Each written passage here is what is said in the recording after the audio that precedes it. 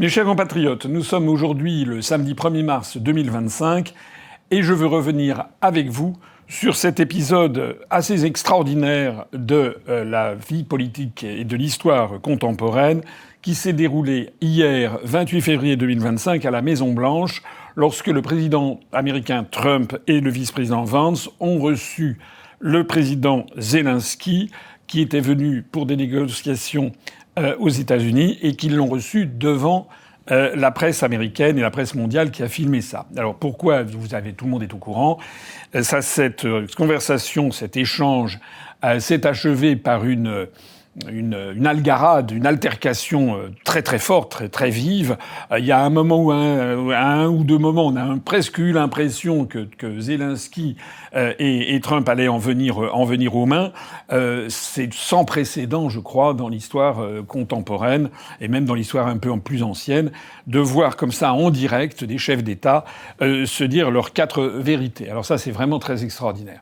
Mais je veux revenir avec vous parce qu'il est extrêmement important, mais vraiment extrêmement important, d'être très précis sur ce qui s'est passé, très précis sur ce que les uns et les autres ont dit, et ensuite d'en conclure, de former notre opinion éclairée sur ce qui s'est passé, et de voir comment la classe politique européenne, la façon dont la classe politique française a réagi est un absolu scandale, puisqu'ils ont réagi d'une façon qui est le contraire de ce que nous devrions faire, c'est-à-dire au contraire un soutien au président Trump dans toute cette affaire, parce que vous allez voir maintenant que le gentil c'est Trump et le méchant c'est Zelensky. Et quand je vois comment Trump, comme on va le voir, pendant toute la durée de cette conversation, a essayé de militer pour un accord, pour la paix, pour éviter la Troisième Guerre mondiale, et que Zelensky, au contraire, n'a pas cessé de jeter de l'huile sur le feu, je considère que les réactions qu'on verra à la fin de M. Édouard Philippe, de M. Gabriel Attal, de Mme Marine Tondelier, de M. Faure, etc., de tout le spectre politique français, sauf, je le reconnais, je n'ai pas vu le Rassemblement national réagir, mais pour l'instant, de tout ça, je suis sidéré, et je pense que c'est quelque chose que les Français doivent garder à l'esprit, en tout cas nous on le gardera à l'esprit, parce que si jamais les Français votent pour cette engeance-là à la succession de Macron, ça veut dire qu'ils voteront pour des gens qui veulent nous entraîner à une guerre mondiale. Alors je reviens sur ce qui s'est passé. D'abord, il faut savoir quelque chose dont les médias ne parlent pas. C'est que l'entretien entre Trump, Vance et Zelensky n'a pas duré 10 minutes. Il a duré 50 minutes. 49 minutes exactement. Il y a d'ailleurs sur Internet, et on mettra en dessous, une vidéo qui retrace toute la durée de l'entretien. Et les vidéos qui ont circulé sur Internet ont été des vidéos complètement tronquées à la fin et qui ont eu, pour l'essentiel d'entre elles, ont eu pour vocation de faire apparaître Zelensky comme étant agressé par Vance et par Trump, alors que lui aurait été une espèce de pauvre victime expiatoire, très gentille, qui serait venu demander un petit peu d'aide. Voilà. C'est un véritable montage absolument scandaleux et qui témoigne de ce que derrière tout ça, il y a des forces obscures mondialistes qui essaient de tout faire pour nous entraîner vers une troisième guerre mondiale. En réalité, la conversation a duré 49 minutes. Allez donc la voir, elle est en anglais, je ne sais pas si elle sera traduite en intégralité en français. Or, pendant toute cette conversation, pendant les à peu près 40 premières minutes, disons les 39 premières minutes, la conversation s'est très bien déroulée, en fait, entre les présidents. Trump a expliqué qu'il était d'accord pour continuer à soutenir Zelensky et l'Ukraine, continuer à envoyer des armes, tout en exigeant qu'il y ait un accord à trouver pour avoir un cessez-le-feu, parce qu'il fallait protéger des vies humaines. Et à chaque fois qu'il disait ça, bon, il se passait à peu près rien, sauf que donc Zelensky expliquait que non, il fallait être dur. Voilà. Et puis on en arrive à la fin, les 10, 12 dernières minutes, que je vais commenter avec vous de façon très minutieuse, parce qu'il faut absolument que vous voyiez qui est qui, et qui cherche quoi, et quelle est la configuration des personnalités. Parce que vraiment, vous allez voir que ce que l'on raconte dans la presse, qui fait de Trump l'homme à abattre, c'est un véritable scandale, c'est au contraire l'homme à soutenir. regardons ce passage qui est tiré de LCI, qui a fait une traduction, c'est la meilleure que j'ai trouvée pour l'instant. Je vais vous faire commenter une série de passages, en fait, pas à pas, comment s'est déroulée la fin de cet entretien, et vous allez le voir. Alors, le premier passage que vous allez regarder, on voit Trump, et il y a Trump qui explique, d'une façon qui est honnête, en fait, et devant le peuple américain, il dit, écoutez, je comprends que il y a de la haine, vous avez de la haine pour Poutine, ça je le comprends, mais je vous signale que Poutine aussi, il a de la haine pour vous, et que si on fait ça, moi je peux jouer les durs, dit Trump, mais ça ne mènera à rien. Et donc si on veut avoir des négociations, eh bien, il faut quand même que l'on fasse des compromis et que l'on ait une autre approche que de passer son temps à vouloir insulter Poutine. On écoute Donald Trump. Pas d'accord, tout simplement. Vous voulez quoi que je dise Vous voulez que je dise des choses atroces sur Poutine et ensuite, Vladimir, comment ça va Qu'est-ce qui se passe Comment ça se passe avec cet accord Moi, je ne suis pas aligné avec Poutine, je ne suis aligné avec personne. Je suis aligné avec les États-Unis d'Amérique, moi. Et pour le bien du monde, de la Terre, je suis aligné avec le monde, moi. Et je veux qu'on avance. Vous voyez la haine qu'il y a pour Poutine. Pour moi, c'est difficile de mettre un accord en place avec ce niveau de haine. Et je le comprends. Mais l'autre face, c'est exactement l'autre côté, ne sont pas en amoureux de lui non plus. Donc la question d'alignement, moi je suis aligné avec le monde. Voilà, je veux que les choses avancent, je suis aligné avec l'Europe. Je veux voir si on peut régler cette affaire. Vous voulez que je sois dur, robuste, je peux l'être, plus que n'importe qui, n'importe quel être humain, mais c'est pas comme ça qu'on va arriver à un accord, c'est tout simple. Voilà, donc vous avez vu ce que dit Trump, il ne veut pas insulter Poutine parce que ça ne servira à rien, et il dit que lui, il veut le bien du monde, il dit « je suis en ligne avec le monde, je suis en ligne avec l'Europe », il dit « je suis en ligne pour la paix, en fait ». Et donc, si on veut la paix, il faut pouvoir négocier. Et à ce moment-là, juste à la suite, deuxième passage que je commente, il y a le vice-président Vance qui assiste à l'entretien, à côté duquel d'ailleurs il y avait M. Rubio, le secrétaire d'État américain, donc c'est vraiment les plus hauts dirigeants des États-Unis d'Amérique. Et il y a le Vance qui intervient pour conforter la position de Trump et qui explique que Biden, depuis 4 ans, n'a pas arrêté d'insulter Poutine et que finalement ça n'a mené à rien. Et donc, Vance dit, écoutez, puisque ça n'a mené à rien les insultes, au contraire d'ailleurs, la Russie n'a pas fait d'autre chose que d'envahir et de progresser, il faut peut-être essayer maintenant la diplomatie. Voilà ce que dit Vance, écoutez-le. Alors, tout à fait. Je vais répondre à ça. Depuis 4 ans, pendant les États-Unis, on avait un président qui se levait, qui disait des choses dures sur Vladimir Poutine, et Poutine a ensuite envahi l'Ukraine et détruit une grande partie du pays. Le chemin vers la paix et la prospérité, c'est peut-être au travers de la diplomatie. On a essayé de faire comme Biden voulait le faire, voilà, en gonflant les muscles, en disant voilà, c'était ce qui comptait.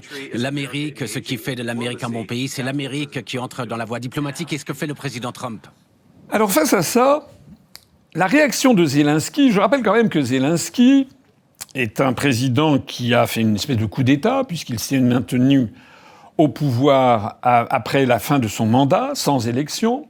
Je rappelle que l'Ukraine a perdu un nombre considérable, plusieurs millions, 5 ou 6 ou 7 millions d'Ukrainiens qui ont fui le pays. Je rappelle que c'est un pays qui est en pleine débandade, les soldats il y a de moins en moins de gens qui veulent se battre en Ukraine. Je rappelle que 18% du territoire ukrainien sont occupés par la Russie. Je rappelle que chaque jour qui passe, d'ailleurs, on apprend ou on n'apprend pas, parce que les médias français sont très discrets sur le sujet, que l'armée russe continue de progresser et dans le Donbass et pour refouler la petite contre-offensive qui avait été faite par les forces ukrainiennes du côté de la région de Koursk. Et je rappelle aussi que les forces européennes n'ont plus les moyens de soutenir l'Ukraine.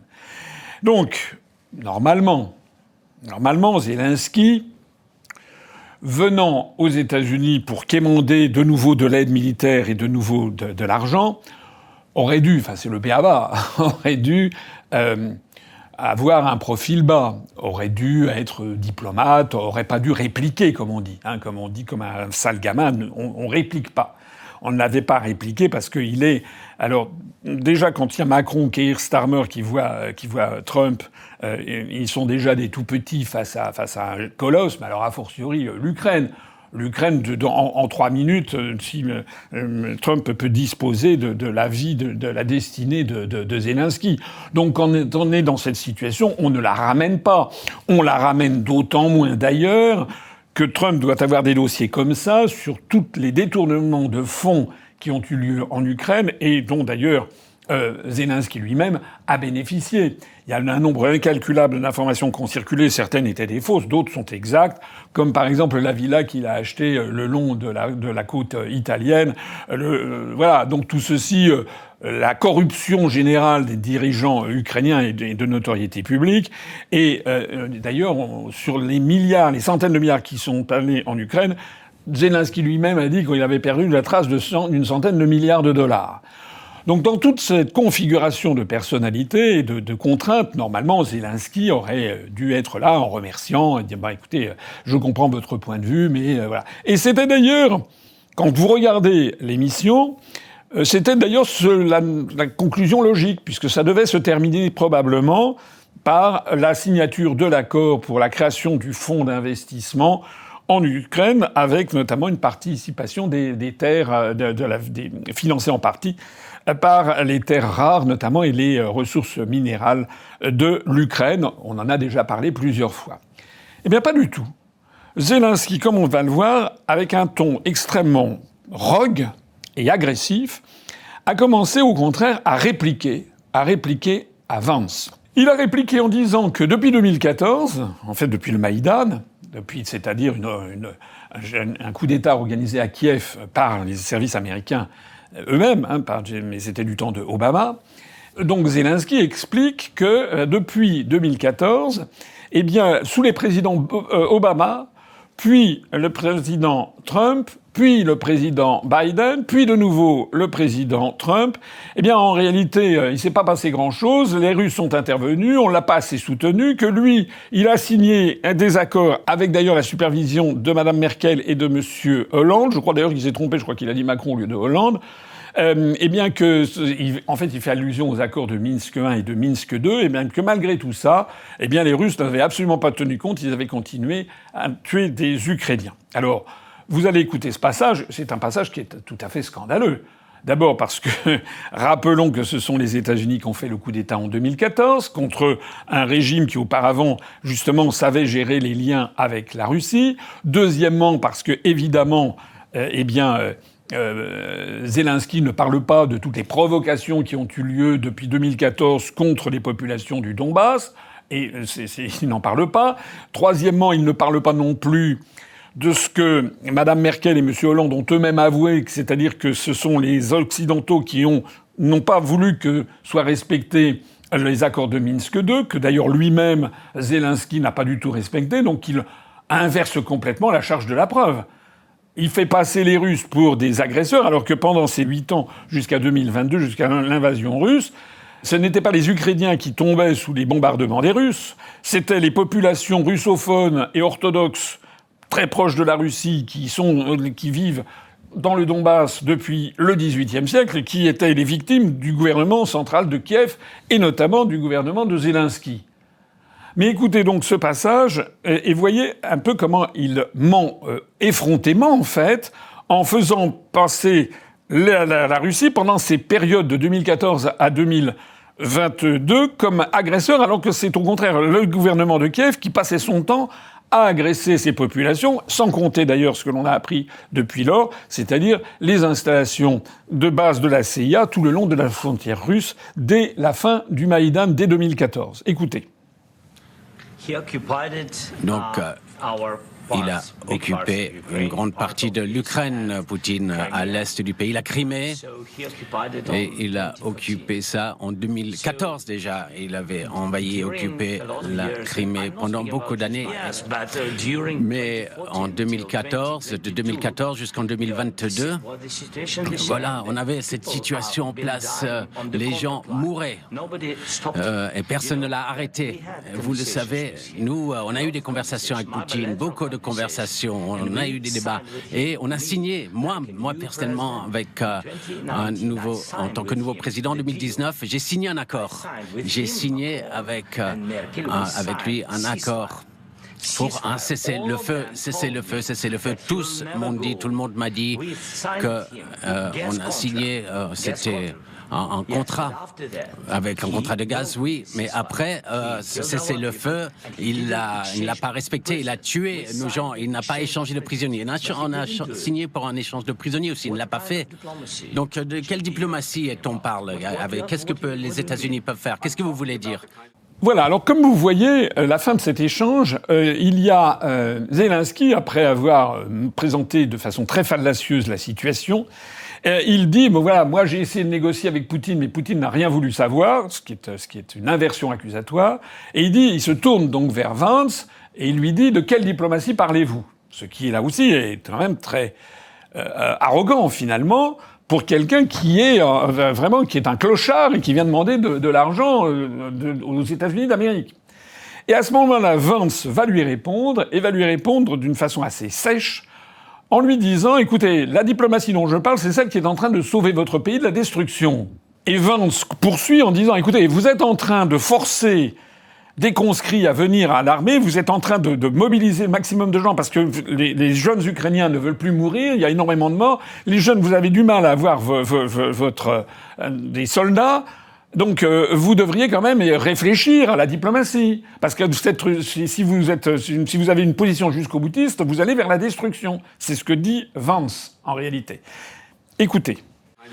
Je parle de la diplomatie qui va mettre fin à la destruction de votre pays. Monsieur le Président, avec tout le respect que je vous dois, vous manquez de respect de venir dans le bureau ovale et dire cela devant les médias américains. Maintenant, vous êtes en train de forcer des conscrits sur le front parce que vous avez des problèmes de personnel. Vous devrez être content que le président entre dans ce conflit. Voilà. Et comme Zelensky, au lieu de commençait à sentir que la situation commençait à se dégrader, et s'il avait eu un peu de finesse, ou bien s'il avait tout simplement voulu être diplomate, il aurait dû s'arrêter là. Il aurait dû ne pas répliquer, mais pas du tout. Il commence à répliquer, à faire des borborings, et oui, tout le monde a des problèmes. Et à ce moment-là, donc, Vance continue et lui dit, mais attendez, vous n'avez pas de problème? Vous dites que vous osez dire que vous avez des soldats? En réalité, la population ukrainienne ne veut plus se battre avec les forces armées ukrainiennes. Et il dit, Vance, vous commencez à être en fait très insolent. Et il lui dit, vous manquez de respect pour cette administration. Vous êtes dans le bureau ovale de la Maison-Blanche et vous manquez de respect. Parce que par rapport à cette administration qui est en train d'essayer de voir ce qu'il peut faire pour vous sauver. Écoutez ce passage. Et voilà, vous amenez des gens, vous faites des tours de propagande. Est-ce que vous n'êtes pas d'accord que vous avez des problèmes, que vos militaires ont des problèmes, que vous n'avez pas assez de monde, et vous manquez de respect de venir dans le bureau ovale et d'attaquer l'administration qui essaye de prévenir la destruction de votre pays? Et qu'est-ce que répond Zelensky à ça? Là aussi, au lieu de s'écraser, puisqu'il est quand même venu chercher de l'argent et des munitions, il n'a rien à donner d'autre que de demander de l'argent et de demander des armes. Voilà. Donc, au lieu de se calmer, eh bien, pas du tout. Zelensky réplique à cette information de Vance et réplique d'une façon alors carrément insultante, puisqu'il se tourne donc vers Trump et il explique, mais tout le monde a des problèmes, nous avons des problèmes, vous aussi d'ailleurs vous avez des problèmes, il dit ça à Trump, vous avez des problèmes, puis d'abord vous ne les ressentez pas parce que en fait il y a l'océan qui vous sépare, sous-entendu de l'Europe et de l'Ukraine et de la Russie, mais vous finirez bien par ressentir les problèmes, c'est-à-dire en fait une quasi-menace, c'est-à-dire que Zelensky dit à Trump, en fait, vous êtes un peu con-con, c'est-à-dire que, en fait, si, après nous, ça sera l'Europe et puis les États-Unis qui seront agressés par la Russie. C'est-à-dire que Zelensky reprend le narratif de la propagande habituelle des mondialistes, qui veut faire croire que c'est la Russie qui veut envahir le monde entier. À ce propos, d'ailleurs, je me permets ici de faire une toute petite incidente, c'est de rappeler ici, je vous représente la carte des bases américaines dans le monde, il y a pratiquement près de 800 bases militaires américaines dans le monde, qui encerclent notamment la Russie et la Chine. Mais à part ça, on nous explique que c'est la Russie qui veut conquérir le monde et qui menace le monde entier. Je ferme la parenthèse, mais c'est quand même fondamental à avoir à l'esprit.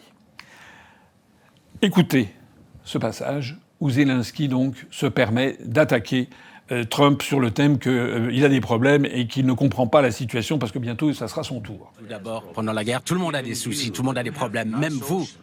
Mais vous avez un océan, mais vous ne le ressentez pas maintenant.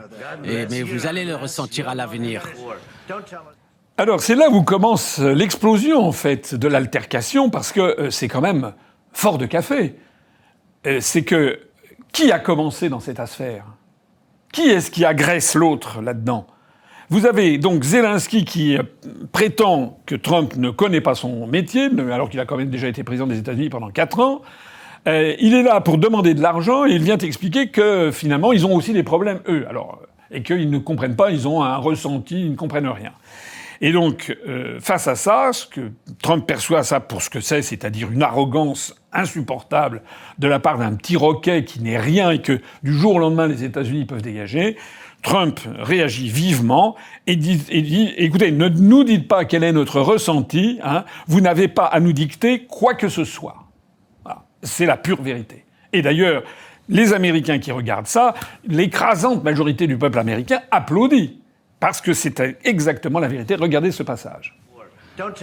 Non, ne dites pas ce qu'on va ressentir. On essaye de résoudre un problème. Ne nous dites pas, n'essayez pas de nous dire ce que nous allons ressentir. Il faut que ce soit clair, il faut se souvenir de cela. Vous n'êtes pas dans une position de dicter quoi que ce soit que nous puissions ressentir. Nous allons nous sentir très bien. On va se sentir très bien, très fort. Non, actuellement, vous n'êtes pas dans une bonne position. L'Ukraine est dans une mauvaise position et vous l'avez permis ça d'arriver. Voilà, s'ensuit un brouhaha où Zelensky, encore une fois, au lieu de comprendre que c'est en train de déraper et que c'est en fait ce qu'il est venu chercher qui risque d'être en jeu, eh bien Zelensky, au lieu donc de s'écraser, pas du tout, il commence à grommeler, non, etc., à couvrir la voie, à interrompre le président des États-Unis d'Amérique en personne. Et à ce moment-là, Trump lui dit exactement la vérité. Finalement, vous jouez avec la vie de millions de personnes, vous prenez le pari sur la vie de millions de personnes, vous jouez avec la Troisième Guerre mondiale, dit-il, et il dit c'est un manque de respect pour nous qui vous recevons. Ce que vous faites là, c'est un manque fondamental de respect, puisque justement, tout au long des 40 minutes qui ont précédé, Trump avait bien expliqué qu'il fallait arriver à un cessez-le-feu justement pour éviter la guerre. Donc Zelensky se comporte comme une espèce de type complètement obtus, qui fait comme s'il ne comprenait pas ce que ses interlocuteurs lui disaient, alors qu'il le savait de toute façon avant de venir.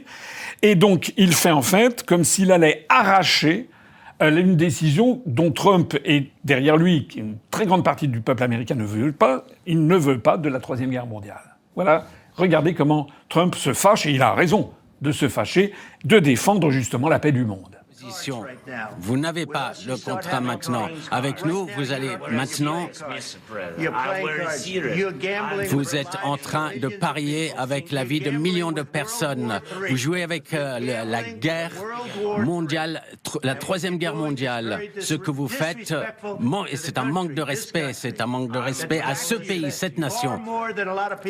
Et voilà. Et Trump et Vance sont tellement outrés, finalement, de voir ce roquet qui exige, en définitive, que Trump, qui s'est fait élire, justement, sur la paix le plus vite possible en Ukraine, il faut quand même pas oublier qu'il s'est fait élire par des dizaines de millions d'Américains sur ce programme, et vous avez M. Zelensky qui a annulé les élections chez lui, qui prétend donc de faire changer Trump de cet objectif central de sa nouvelle présidence.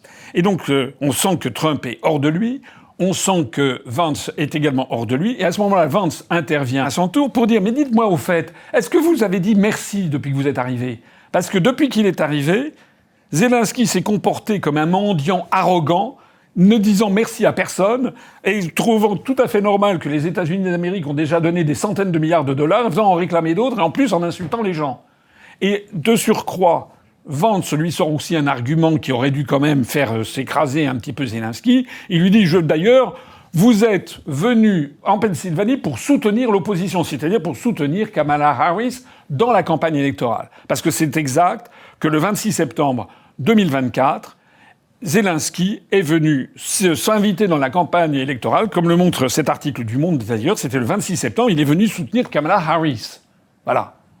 Donc, Vance se dit, vous êtes venu soutenir Kamala Harris, elle a été battue, c'est nous qui avons été élus, c'est déjà bien gentil que nous, on prenne ça en charge et qu'on essaie de vous sauver la mise. C'est ça que dit Vance. Écoutez-le. Est-ce que vous avez dit merci une seule fois? Ici, dans cette réunion, est-ce que l'on vous a entendu dire merci? Vous êtes allé en Pennsylvanie et faire campagne pour l'opposition en octobre. Et vous devez apprécier ce que nous faisons. Le président tente de sauver votre pays.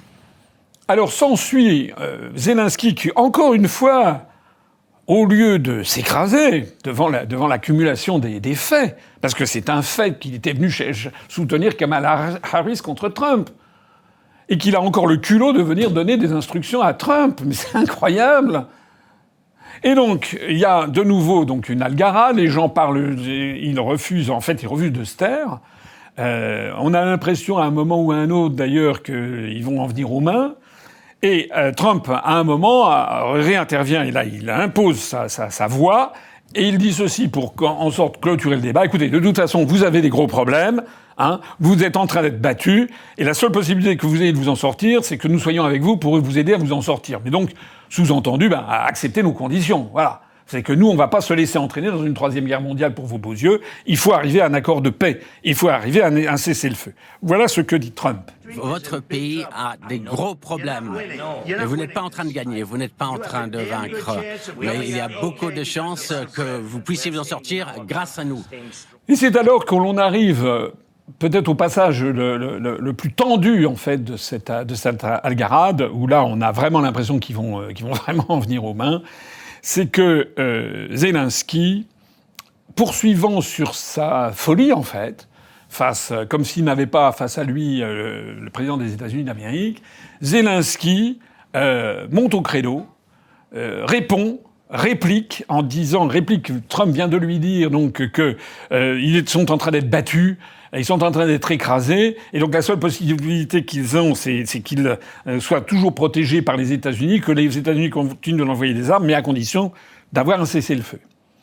Et Zelensky, au lieu de dire merci beaucoup, il dit non, pas du tout. Il commence à expliquer que depuis 8 ans, l'Ukraine a été toute seule. Nous avons été seuls depuis 8 ans, depuis même 10 ans, depuis 2014 jusqu'à 2024. Alors ça, c'est quand même c'est quand même tellement mensonger, tellement grotesque, tellement burlesque de dire qu'ils ont été seuls, alors qu'ils ont été soutenus par une coalition de plus d'une quarantaine d'États, les pays de l'Union européenne, les États-Unis d'Amérique, le Canada, etc., l'OTAN. Dire que les Ukrainiens ont été seuls, c'est vraiment se moquer du monde. Et à ce moment-là, vous allez le voir, évidemment, Trump ne peut pas ne pas réagir en disant « Comment ça, vous avez été seul ? On vous a donné 350 milliards de dollars. » Il parle de président Biden en disant que ce président stupide vous a donné 350 milliards de dollars. On vous a donné des équipements militaires. Et vous osez dire que vous avez été seul ? Et alors là, c'est peut-être le sommet de l'insulte. C'est que Trump dit « Si on n'avait pas été là, le conflit aurait été réglé en 15 jours. » Et à ce moment-là, Zelensky murmure plus exactement, et là d'ailleurs la traduction de LCI est un petit peu fautive, parce qu'ils oublient un morceau très important, peut-être volontairement, je ne sais pas, c'est que quand Trump dit « vous auriez été balayé en 15 jours », Zelensky répond « Oui, c'est ça, en fait c'est ce que dit Poutine, c'est-à-dire on aurait été balayé en 3 jours ». Voilà, donc la traduction, vous allez voir, dit « oui en 3 jours », mais si vous tendez bien l'oreille, vous verrez qu'en anglais il dit bien « Poutine ». Mais ça n'a pas été traduit en français dans la traduction française. Et donc, ça veut dire que Zelensky se paye la tête, en fait, de Trump. Zelensky dit, oui, en fait, bon, c'est ça, c'est que vous êtes comme Poutine. Sous-entendu, presque, vous êtes un agent de Poutine, hein, puisque c'est le discours ambiant chez les mondialistes. C'est-à-dire, oui, c'est ça, 3 jours, 15 jours, 3 jours, etc.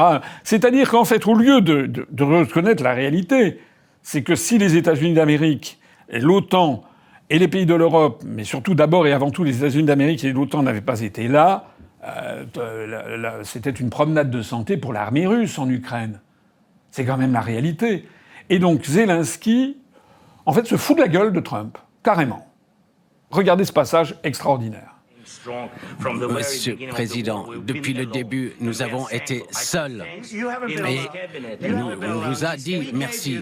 On vous a donné, avec le président stupide, on vous a donné 350 milliards de dollars. On vous a donné des équipements et du matériel militaire. Vous vous êtes servi de notre équipement. Si vous n'aviez pas notre équipement militaire, cette guerre aurait été finie en une quinzaine de jours. Oui, d'accord, en 3 jours. Voilà, ça c'est en 2 semaines. Ok, bien sûr, c'est ça. Ça va être difficile d'arriver à un accord comme ça. Bon, là, le divorce est consommé. Quand Trump comprend que Zelensky se paye sa tête en le comparant à Poutine, Trump, qui est un homme intelligent, a parfaitement compris qu'il a affaire à quelqu'un de complètement buté, c'est un butor en fait. Il semble même d'ailleurs, j'ai regardé un certain nombre d'articles de presse et de gens qui ont regardé minutieusement la vidéo et même qui ont lu sur les lèvres, il semble même qu'à un moment, le Zelensky traite de bitch, c'est-à-dire de salope ou de fils de pute, excusez-moi, mais c'est ça que ça veut dire, son interlocuteur, on ne sait pas si c'est Trump ou Vance, mais il le murmure entre les lèvres. En tout cas, ça a envahi tous les réseaux sociaux aux États-Unis. Vrai ou faux, en tout cas, ça montre que là, on est arrivé à un divorce complet entre les deux.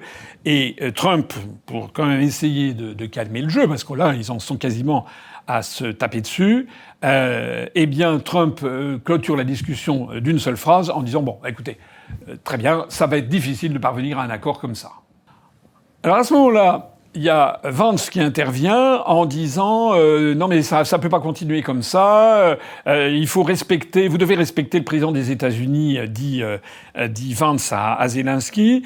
Et à ce moment-là, il y a Trump qui l'interrompt et qui dit non, c'est très bien. Et il dit, et vous allez écouter ce passage qui est assez extraordinaire aussi, où Trump dit moi je trouve que c'est très bien qu'on ait finalement ce déballage devant la population américaine parce qu'il est très important que les gens, la population américaine, voient ce qui se passe, comprennent ce qui se passe. Et il dit que les gens se fassent leur opinion, et dit, moi, ce que je veux, c'est la paix, c'est le cessez-le-feu. Écoutez ce passage qui montre, en fait, un très grand souci de la part de Trump de transparence. C'est l'exercice quasiment le plus démocratique qu'on ait jamais vu depuis des décennies. On n'a jamais vu ça, un président des États-Unis qui se bat pieds à pied pour imposer la paix avec un partenaire récalcitrant et qui lui explique, et c'est du bon sens, on veut bien vous aider, on veut bien vous envoyer encore de l'argent et des munitions, mais il faut maintenant que ça se termine parce que vous n'avez plus d'hommes, vous n'avez plus d'armée, etc. Donc il faut maintenant que ça se termine. Et sinon, nous, on s'en va et ça va se terminer, vous allez être bouffé comme une bouchée de pain, en fait, par les Russes.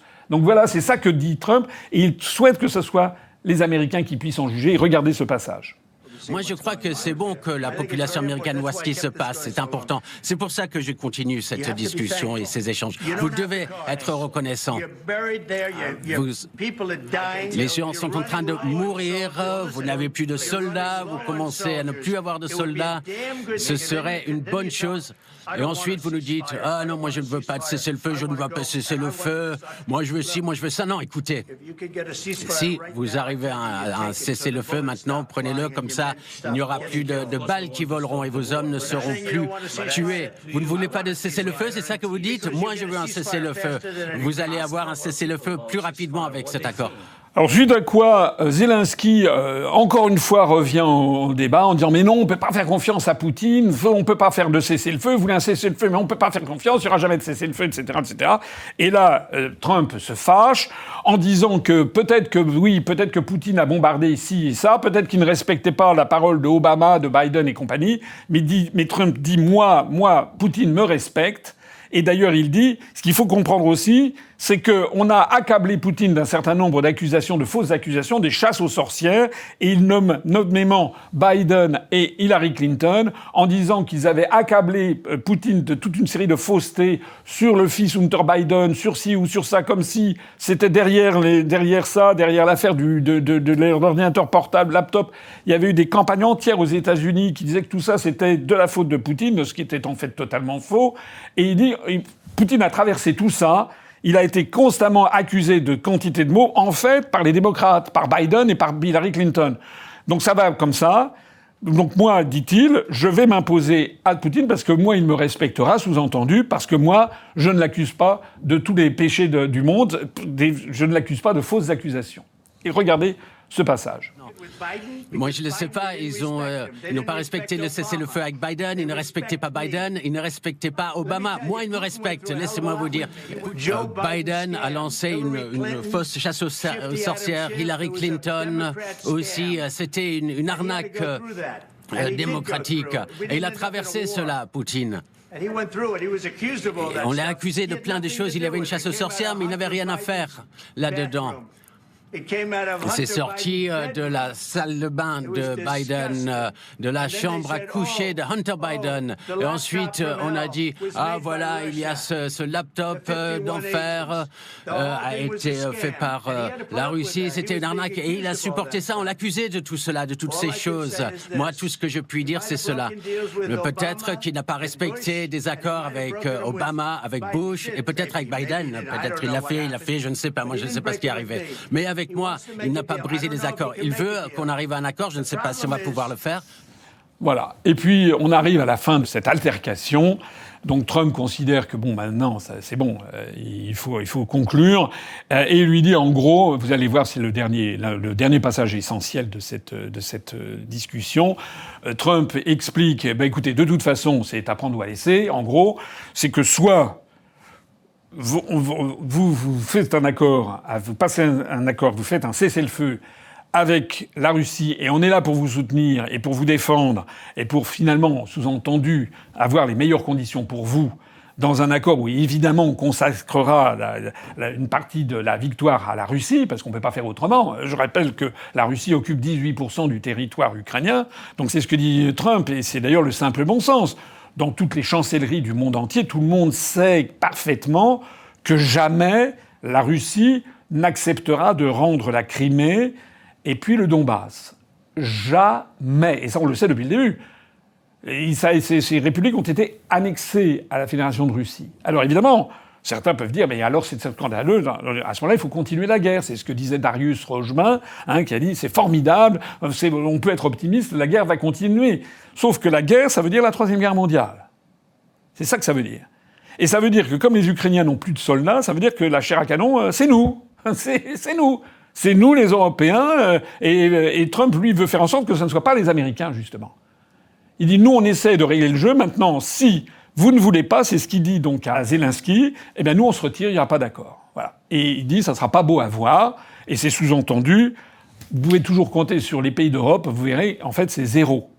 Et Trump continue et achève son truc en disant c'est pas gentil ce que vous faites, parce que nous, on essaie de vous aider dans une situation vous êtes dans une situation extrêmement difficile, vous en fait vous êtes battus. Nous, alors même que vous êtes allés soutenir Madame Hillary Clinton, je suis président des États-Unis. Malgré ça, j'essaie de sauver encore la mise de ce qui peut être sauvé en Ukraine, en arrêtant le désastre, en arrêtant le massacre. Maintenant, si vous n'en voulez pas, eh ben nous on se retire et puis on verra. Et ça sera pas beau à voir. Et il dit, en fait, vous êtes un ingrat. Voilà. En fait, c'est pas gentil du tout. On essaie de faire ce qu'on peut pour vous sauver. Et en fait, bon, sous-entendu, vous nous crachez au visage. Ça n'est pas aimable, ça n'est pas gentil. Regardez la fin de cette altercation. Le problème actuellement, c'est que moi, voilà, je vous ai donné la possibilité de faire le dur. Et sans les États-Unis, vous ne seriez pas un dur. Vos gens sont très courageux. Mais soit il faut qu'on arrive à un accord, ou nous on se retire. Et si nous on se retire, vous allez voir ce qui va se passer. Et ça, je ne crois pas que ça va être joli pour vous. Mais voilà, vous pouvez continuer à combattre. Mais vous n'avez pas les cartes en main. Mais une fois qu'on aura signé cet accord, vous serez dans une bien meilleure position. Mais vous n'agissez pas en tant que personne reconnaissante. Et ça, ce n'est pas gentil. Ce n'est pas gentil du tout. Voilà. Et je crois qu'on en a assez entendu, assez vu. Qu'est-ce que vous en pensez? Voilà. Alors, une fois qu'on a réexaminé très attentivement, comme je viens de le faire avec vous, l'ensemble de ces échanges, il faut savoir donc que ça s'est très mal terminé. C'est-à-dire que Trump, Vance et Rubio sont sortis. Ils se sont concertés ensuite. Et ils ont fait savoir qu'il n'y aurait pas de suite à ça. Ils ont prié Zelensky de quitter les lieux. Les Ukrainiens voulaient, paraît-il, rester encore. Et donc, Trump a dit que ça n'était plus d'actualité, ce qui est vraiment très très grave pour l'Ukraine, parce que ça veut dire que l'accord sur les minerais qui devait être signé, eh bien, ne le sera pas, non, en tout cas ne l'a pas été cette fois-ci, et que Zelensky a été obligé de partir la queue entre les jambes, si j'ose dire, pour remonter dans sa voiture et repartir pour l'Ukraine. Voilà. Tout en disant qu'il remerciait les États-Unis d'Amérique de l'avoir invité, parce qu'il s'est rendu compte qu'il est quand même allé beaucoup trop loin. Alors, face à ça, normalement, la première chose qu'il faut faire, c'est de ne pas réagir sur le coup. En tout cas, moi, c'est ce que j'ai fait. Je me suis dit, avant toute chose, il y a deux choses fondamentales. On ne réagit pas tout de suite. Et deuxièmement, on essaye de voir ce qui s'est passé très exactement. Il faut en revenir au verbatim. Il faut examiner ça à la loupe. Il y a aussi quelque chose d'extrêmement important. C'est que l'extrait qui nous a été donné faisait suite à toute une conversation préalable. Je l'ai dit en préambule. Et donc, il est très important de connaître l'histoire auparavant. C'est d'ailleurs ici un des problèmes principaux du monde contemporain, et en particulier en France, c'est qu'on fait comme s'il n'y avait jamais d'événements antérieurs à ce qu'on vous met sous le nez. Je rappelle par exemple qu'on nous explique toujours que la Russie a envahi l'Ukraine le 24 février 2022, comme si c'était comme ça un pays qui n'avait rien demandé, alors que je l'ai dit et tout le monde le sait, l'Ukraine, au contraire, le gouvernement de Kiev n'avait pas cessé d'agresser les populations russophones du Donbass depuis 8 ans. Donc les gens qui continuent à dire le narratif, c'est le narratif de Macron, c'est le narratif de toute la scène politique française quasiment, c'est le narratif des européistes, c'est le narratif des mondialistes, c'est le narratif de Jacques Attali, c'est le narratif de Glucksmann, c'est le narratif des uns et des autres, qui consiste à dire en réalité la Russie est l'agresseur. Non, la Russie n'est pas l'agresseur. La Russie, effectivement, a envahi l'Ukraine le 24 février 2022, mais c'était en vertu du chapitre de l'article 51 de la Charte des Nations Unies pour venir protéger les populations qui étaient depuis 8 ans les martyrs du régime de Kiev. Bon. Encore une fois, l'histoire n'a pas commencé le 24 février 2022. De la même façon d'ailleurs qu'au sujet de la guerre en Palestine et à Gaza, de l'écrasement de Gaza, il y a toute une partie de la classe politique française qui a fait comme si les attaques terroristes du Hamas le 7 octobre 2023 étaient sorties comme ça d'un chapeau alors que tout allait bien auparavant. Non, ça n'est pas excuser les attaques terroristes du Hamas que de rappeler qu'elles ne sont quand même pas venues comme ça dans un ciel serein. C'est qu'il y a des années et des années auparavant, et notamment de refus d'Israël d'appliquer les résolutions du Conseil de sécurité. On ne peut pas juger d'un sujet si on n'a pas le contexte et l'origine. Et si on ne revient pas notamment au verbatim. Et je me permets ici une petite annotation historique. C'est que on touche du doigt ici tout ce qui a fait l'éclatement des plus grands désastres nationaux. Pourquoi la France s'est-elle lancée en 1870 dans la guerre contre la Prusse à l'issue d'une méprise sur la dépêche d'Ems. C'est-à-dire, je l'ai déjà expliqué, je crois, c'est-à-dire que cette guerre de 1870 a commencé en fait sur une espèce d'imbroglio diplomatique de quiproquo sur lequel Bismarck avait jeté de l'huile sur le feu. En gros, c'était au sujet du prince Léopold de Hohenzollern, de sa succession qui renonçait à succéder au trône d'Espagne. La France craignait un encerclement diplomatique, et donc l'ambassadeur de France, c'était l'ambassadeur de Napoléon III auprès du royaume de Prusse, qui s'appelait le comte de Benedetti, était allé se rendre en juillet 1870 à Bad Ems, où il y avait justement le roi de Prusse qui prenait les eaux, comme on disait à l'époque, et le comte de Benedetti essaye de rencontrer le roi de Prusse. Il le rencontre une première fois, ça se passe pas mal, et puis une deuxième fois, et c'est à ce moment-là qu'il y a un imbroglio, parce que Bismarck, qui était l'équivalent c'était le chancelier. Le roi de Prusse, Guillaume II Hohenzollern, n'était pas très très malin. En revanche, Bismarck était très intelligent. Et Bismarck sentait qu'il allait être court-circuité par les Français, par le comte de Benedetti. Donc, il balance une dépêche. Alors, j'entre pas dans les détails, mais ça a enflammé la scène politique française à l'époque, en fait, sur une méprise. Et on a cru que le comte de Benedetti avait reçu un véritable camouflet diplomatique, ce qui n'était absolument pas le cas. Et tout le monde s'est enflammé, toute la scène politique française a dit il faut aller faire la guerre, il faut aller faire la guerre. Et c'est comme ça que Napoléon III a déclenché la guerre contre le royaume de Prusse, alors que tout le monde savait qu'on était tout à fait sous-équipé par rapport au royaume de Prusse. et que on a été laminé en quelques semaines et ça a été l'effondrement, le Second Empire. Voilà. De la même façon que tout le monde s'est enflammé avec l'assassinat de l'archiduc François Ferdinand et son épouse à Sarajevo à l'été 1914, et au lieu de calmer le jeu, de faire preuve de sang-froid, eh bien, on a eu une espèce d'embrasement de la scène politique française, anglaise, etc., qui nous a menés au déclenchement de la Première Guerre mondiale. C'est dire à quel point, lorsque Trump parle de Troisième Guerre mondiale, de risque de Troisième Guerre mondiale, c'est dire à quel point il faut être sur ces sujets d'une extraordinaire prudence, d'une extraordinaire vigilance. C'est ça l'intérêt d'avoir un chef d'État en France qui connaisse l'histoire, qui ait de la bouteille, qui ait de l'expérience et qui garde son sang-froid. Or, on a assisté à quoi ? On a assisté, malheureusement, à un embrasement de la scène politique française, exactement digne de l'embrasement qu'il y a eu le 13 juillet 1870 après l'affaire de la dépêche d'Ems. Et on a tous les responsables politiques français, ou presque, qui ont pris fait et cause pour Zelensky et en demandant quasiment sur l'air des lampions d'aller faire la guerre à la Russie au nom de l'Ukraine. Entrons un petit peu dans ces déclarations inouïes, d'autant plus inouïes qu'ils ont fait ça sans être allés regarder le détail, comme je viens de le faire avec vous. Regardez ce qu'ils ont dit les uns après les autres. Donc, réaction d'Édouard Philippe, ancien Premier ministre, sur son compte Twitter, au sujet de l'altercation entre Biden et Zelensky. L'Ukraine n'a pas été battue, elle est trahie, et l'exécutif américain est en train d'humilier tout un peuple. C'est incroyable.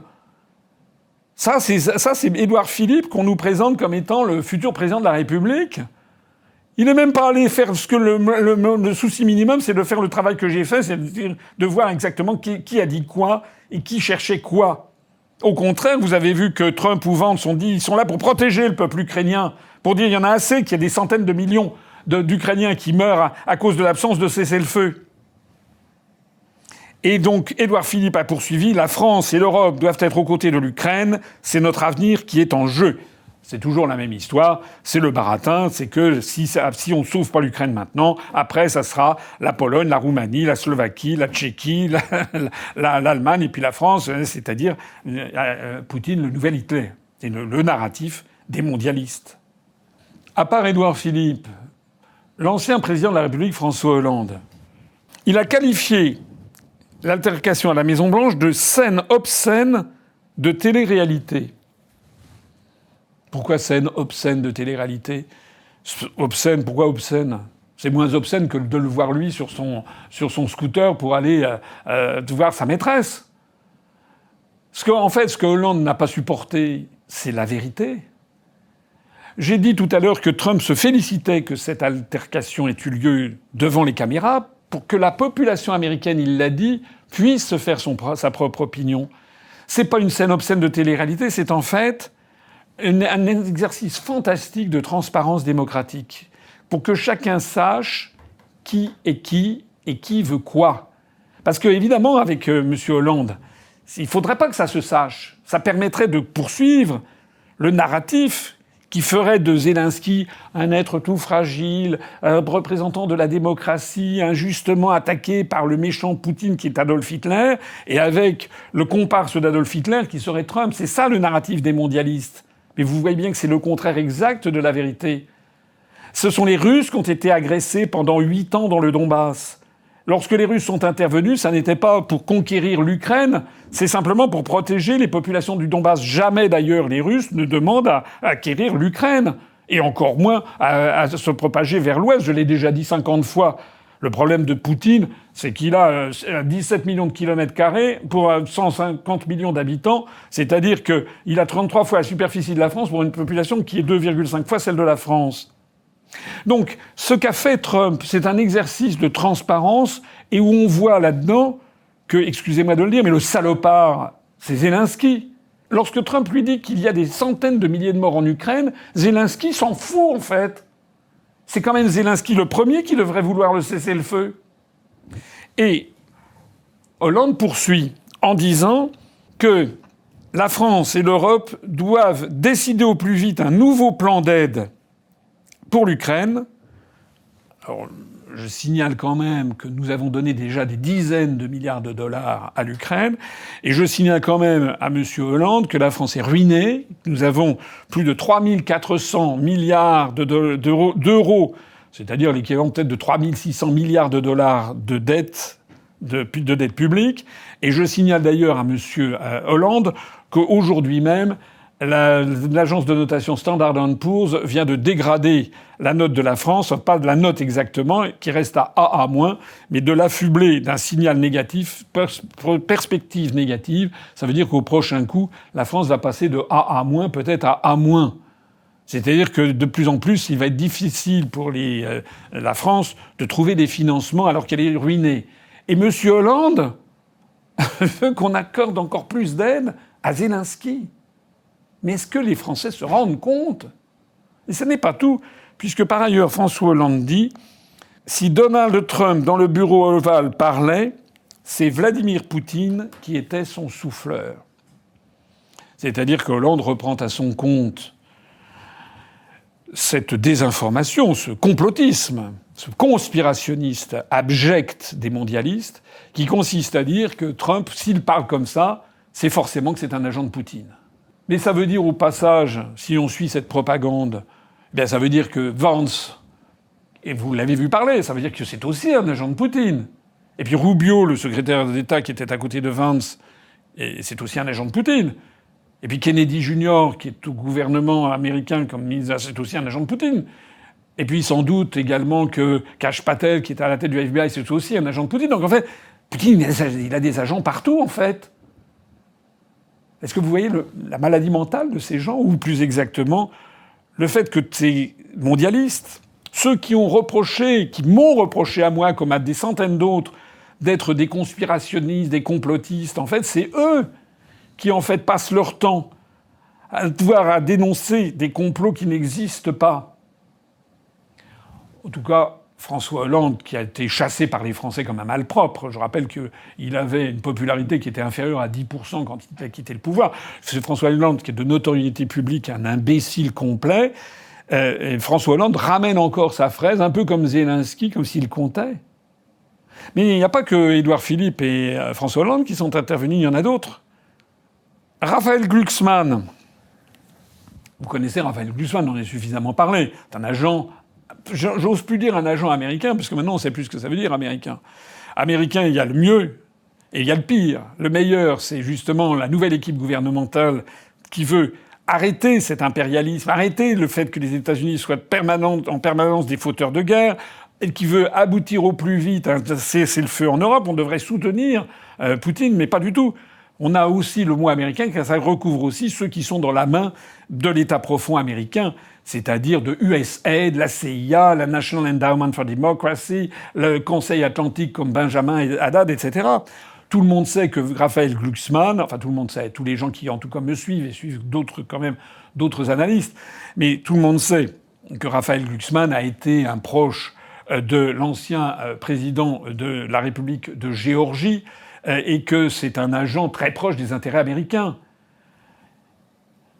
Raphaël Glucksmann, qui épouse dans tous les domaines le narratif guerrier de Madame Victoria Nuland, de la CIA, de la NED, etc., eh bien Raphaël Glucksmann est intervenu là aussi pour hurler au scandale. Et il a dit ceci: les Américains devraient avoir honte ce soir, et il a appelé les Européens à assumer seuls notre sécurité et l'aide à la résistance ukrainienne.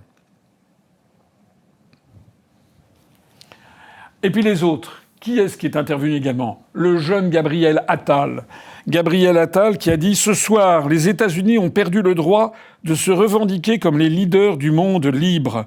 Ce soir, ce rôle nous revient à nous, Européens. » Est-ce que vous vous rendez compte ?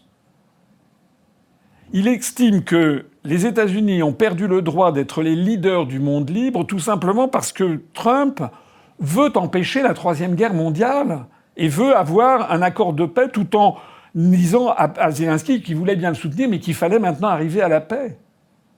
Mais c'est absolument incroyable. Monsieur Zelensky Va-t-il pouvoir compter sur M. Attal, M. Glucksmann, M. Édouard Philippe ou M. François Hollande pour venir se battre, pour mettre un treillis et venir se battre sur les terres ukrainiennes contre les Russes? Il va faire quoi, Gabriel Attal, qui est arrivé d'ailleurs récemment à Kiev avec sa valise à roulettes, là, et puis il était habillé comme s'il arrivait à Courchevel. Et puis c'est pas tout. Il y a également Olivier Faure du Parti socialiste. Trump annonce avec toute la vulgarité et la violence dont il est capable un renversement d'alliances et de valeurs.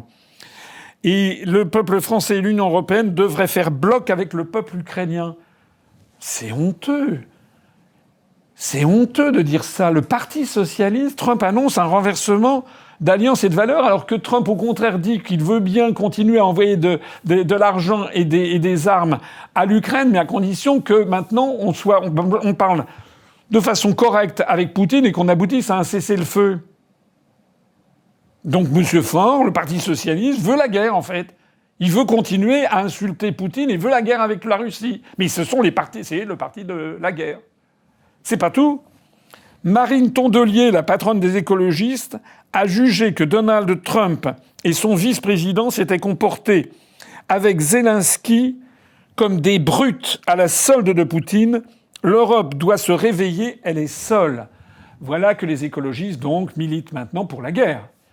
Ils militent, si l'Europe est seule, ça veut dire qu'elle doit se réarmer, c'est-à-dire que les écologistes doivent soutenir les projets de M. Merz, le futur nouveau chancelier allemand, un ancien de BlackRock d'ailleurs, soit dit en passant, et qui veut monter à 5% de budget de l'armée allemande pour faire la guerre à la Russie. C'est-à-dire que Mme Marine Tondelier, la patronne des écolos, qui part en guerre contre les voitures des pauvres gens ou des classes modestes en France. Voilà, elle est pour les ZFE. Elle est pour l'apartheid social dans les grandes villes. Seuls les riches, ceux qui ont des belles voitures, vont pouvoir circuler dans les grandes villes. Ça, c'est les écolos. Les écolos qui veulent emmerder les Français parce qu'on a des passoires thermiques, donc ils préfèrent avoir des milliers de SDF dans les rues plutôt que d'autoriser des loueurs à louer des logements un petit peu vétustes, mais qui sont des passoires thermiques, au motif qu'il faut protéger la planète. Mais Madame Tondelier qui veut protéger la planète ainsi, alors ça ne la dérange pas de faire la guerre avec la Russie et d'aller directement vers une troisième guerre mondiale, peut-être avec des débordements de guerre nucléaire, c'est ça? C'est une sacrée écologiste.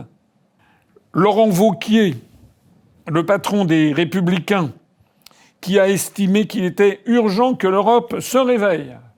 C'est la Belle au bois dormant. Alors, ça, urgent que l'Europe se réveille, ça veut tout dire et rien dire. C'est bien un truc à la Wauquiez aux Républicains, un chèvre-chou, parce qu'ils savent que dans leur électorat, il y en a quand même qui trouvent quand même que on est des dizaines de milliards de dollars que l'on a versé, ou d'euros que l'on a versé à l'Ukraine et les détournements de fonds, ça commence à faire beaucoup.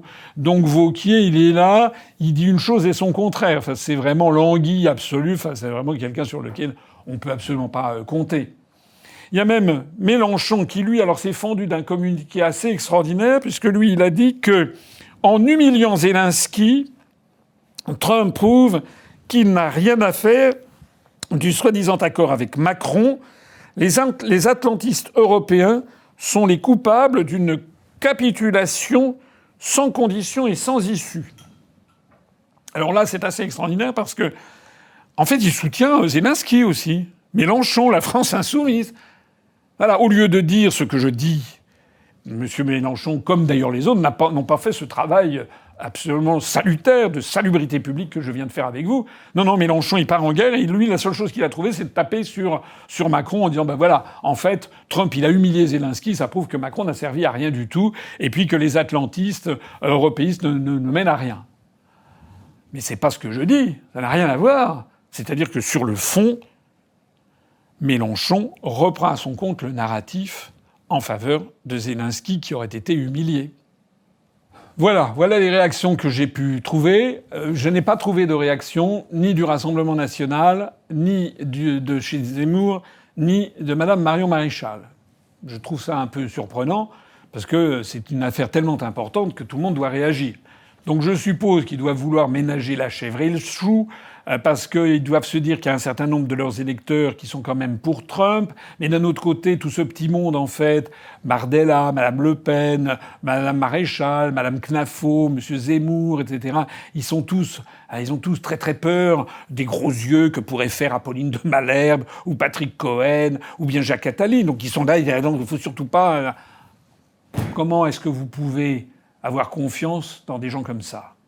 Voilà, j'ai terminé ici cette analyse. Vraiment, je crois qu'elle est extrêmement importante et qu'elle est aussi importante à la fois pour l'opinion que nous devons nous faire de la situation en Europe, de la situation géopolitique, de la situation de la guerre avec la Russie, mais elle est également très importante pour l'opinion que nous devons nous faire de Trump, Vance, l'équipe qui dirige les États-Unis d'Amérique, pour l'opinion que nous devons nous faire de Zelensky, et pour l'opinion des Russes là-dedans qui regardent ça, ils doivent être un peu ébaubis de voir tout ce qui s'y passe. Il y a quand même eu une réaction intéressante du Kremlin, de Mme Maria Zakharova, qui est la porte-parole, et qui a dit que finalement, c'est un son de cloche qui est très différent évidemment du reste, le Kremlin donc a soutenu Trump et Vance en disant que finalement ils avaient fait preuve de beaucoup de retenue par rapport à au mensonge de Zelensky, que d'ailleurs Mme Zakharova n'a pas hésité à traiter d'ordure.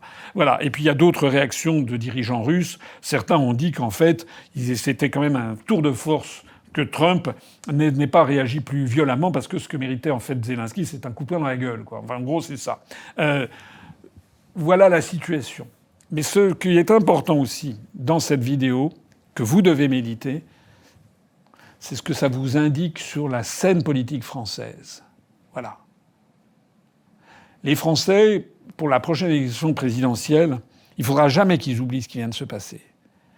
Parce que pour choisir un président de la République, il faut avoir quelqu'un qui ait de la bouteille. Je l'ai déjà dit.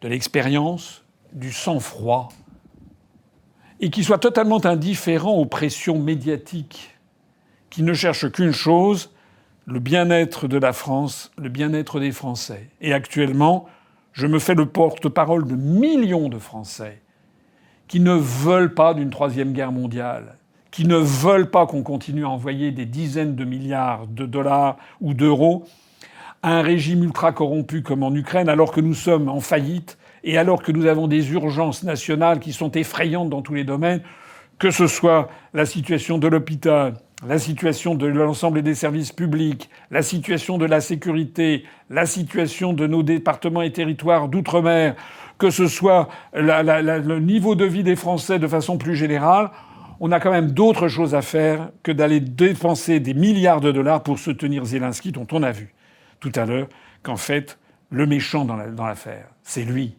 C'est pas Trump ni Vance. Il faudra vous en souvenir pour la prochaine élection présidentielle. Donc, ne votez pas pour l'un de ces responsables politiques dont je vous ai égrené le nom, qui, au lieu d'examiner la situation avec sang-froid, détermination, et d'abord en revenant à la réalité des faits, avec le souci toujours de préserver la paix mondiale et le bien-être des Français, tous ces gens, en fait, qui se sont répandus tout de suite, sans savoir de quoi ils parlaient, avec des cris aéris de nuque, sur le thème, il faut faire ci, il faut faire ça. Voilà, l'Europe doit faire ci, l'Europe doit se réveiller, l'Europe doit faire ci, doit faire ça. En fait, ces gens sont les héritiers de ceux qui nous ont menés au désastre de la guerre de 1870 et de ceux qui nous ont menés au désastre de la guerre de 1914. Voilà. Merci de m'avoir écouté et faites circuler au plus possible cette vidéo qui est, je trouve, de salubrité publique.